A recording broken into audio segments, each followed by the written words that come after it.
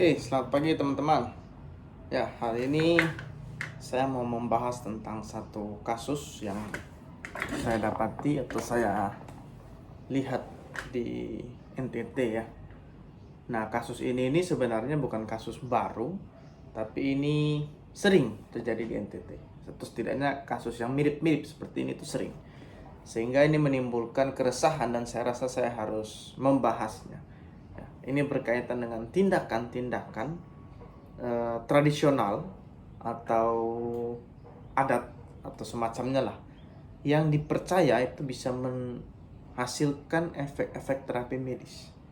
Tetapi pada faktanya justru ini menimbulkan komplikasi-komplikasi baru yang kemudian membuat luka atau yang kemudian membuat kondisi dari pasien itu menjadi semakin parah.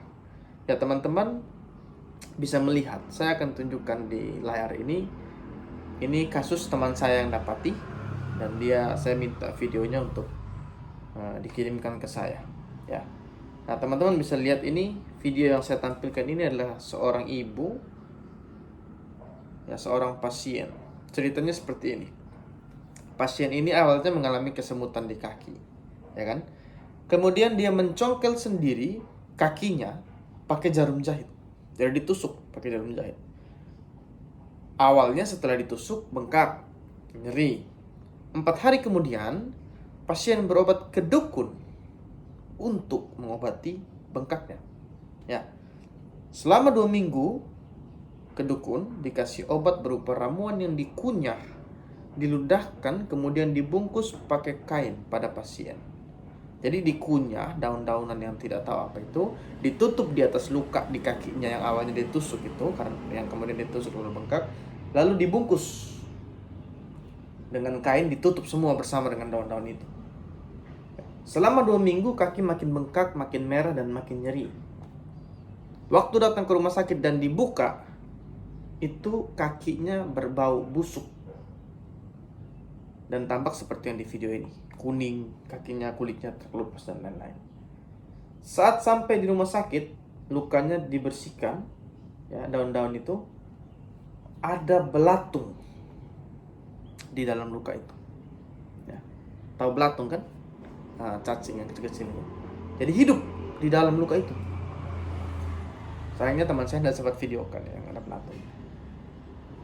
Akhirnya pasien dibersihkan lalu harus ditangani oleh dokter bedah karena lukanya sudah sangat parah.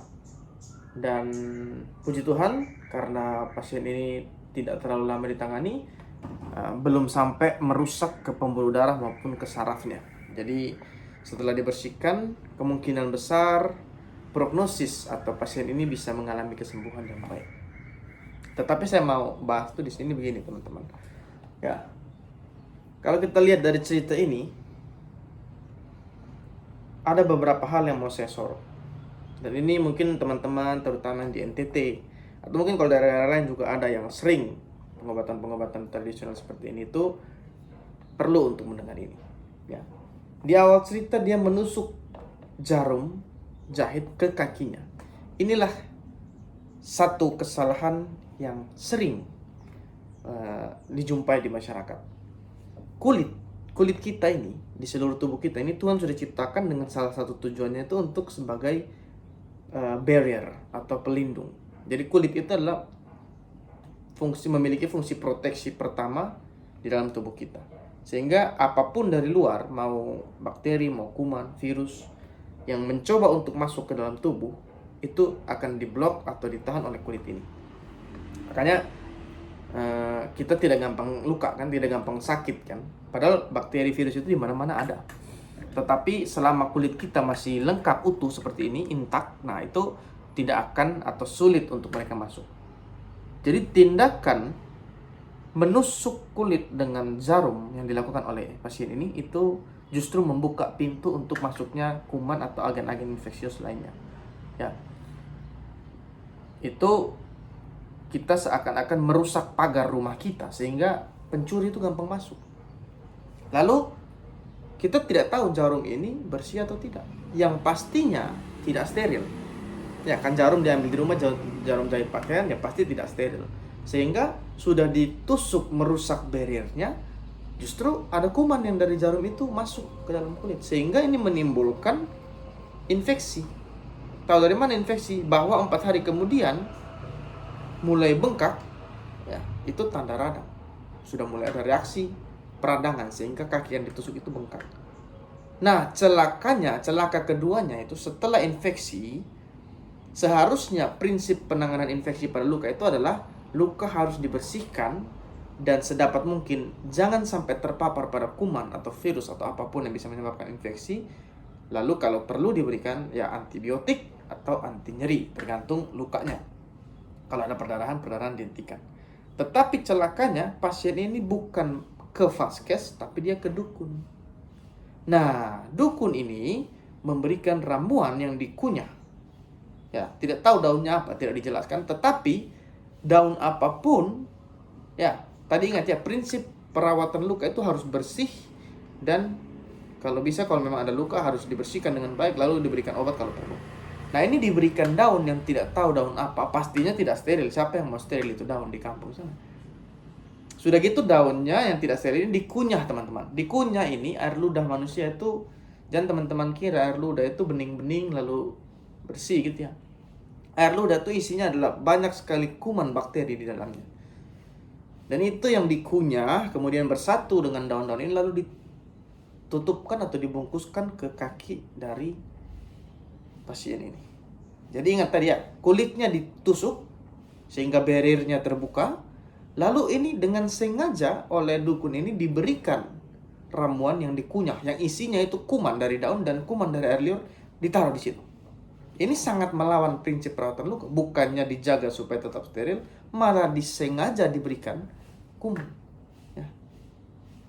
Sehingga terjadilah seperti yang sudah kita bisa prediksi bahwa beberapa minggu kemudian lukanya semakin parah. Dan kalau teman-teman lihat di video ini ada nanah, kulitnya terkupas, itu infeksi. Setelah dikasih itu segala macam ramuan, dibungkus lagi teman-teman. Jadi seakan-akan mau sudah dikasih kuman, dibungkus supaya kumannya itu bisa subur ya. Kuman itu kan ditaruh di lokasi yang luka, kemudian ditutup bungkus dengan rapi, seakan-akan kumannya sudah hidup, dikasih rumah lagi, dikasih makan, tidak dikasih obat antibiotik atau apapun, tidak dirawat lukanya, tidak dibersihkan, jadi disuburkan kumannya. Makanya kemudian terjadilah semakin parah, dan ketika kemudian dia memilih untuk datang ke vaskes, itu sudah berbau busuk, lukanya sudah bau busuk. Itu bau dari reaksi kuman itu yang menghancurkan kaki sehingga ada pus atau nanah, ada jaringan-jaringan yang mati. Nah, itu yang menyebabkan bau busuk. Jadi bau busuk itu terjadi karena berarti lukanya memang sudah parah gitu ya. Nah, bahkan ada belatung. Belatung ini dari mana? Belatung ini bukan dari badan manusia yang tiba-tiba tidak ada apa-apa. Ini pasti telur atau kuman, atau bukan kuman, telur dari belatung ini pasti dari salah satu dari daun-daun itu yang diambil, tidak tahu, lalu ditaruh di situ. Maka hinggaplah dia, masukkan belatung itu, masukkan telurnya di situ, muncul dia di situ. Ya, jadi ini yang salah satu yang sering ya di TTS pun di daerah saya itu sering sebenarnya seperti ini. Jadi pasien-pasien itu luka, itu sering sekali dikasih obat-obat, dikasih daun ini, daun salah satu di Sunda itu daun binahu. Saya juga belum pernah lihat pohonnya seperti apa. Tapi ditaruh di luka itu. Dan ini sudah sering sebenarnya membuat kondisi-kondisi semakin parah. Ada saya pernah tangani pasien yang sampai kakinya lobang. Dan semua ini membuat penanganan kesehatan itu menjadi lebih susah dan lebih kasihan buat pasiennya. Karena yang harusnya kalau awalnya itu mungkin cuma dikasih satu obat saja, tapi karena sudah seperti ini harus masuk ruang operasi, dibersihkan oleh dokter bedah. Tindakannya lebih berat. Yang pasien saya yang waktu itu di klinik yang kakinya lubang, akhirnya dia harus perawatan luka kurang lebih 1 bulan. Padahal sebenarnya kalau luka awal itu ditangani 1 minggu sembuh. Tapi karena lukanya sudah besar, sudah menimbulkan lubang di kaki, infeksinya sudah berat, dia harus rutin diobati, dirawat luka, dikasih obat, 3 hari lagi datang. Dan ini membuat sakit loh itu dirawat. Sehingga pasien itu jadi lebih sengsara, meningkatkan angka kesakitan pasien. Lalu meningkatkan biaya pengobatan, kan tindakannya tambah banyak, obatnya tambah banyak. Harusnya cuma satu salep mungkin, tapi jadi banyak karena kelalaian dari orang-orang ini. Nah, satu hal lagi yang miris teman-teman, dukunnya tidak bertanggung jawab kalau seperti ini. Di kampung banyak orang menggunakan metode-metode itu karena saran dari keluarga, saran dari orang-orang tua di kampung.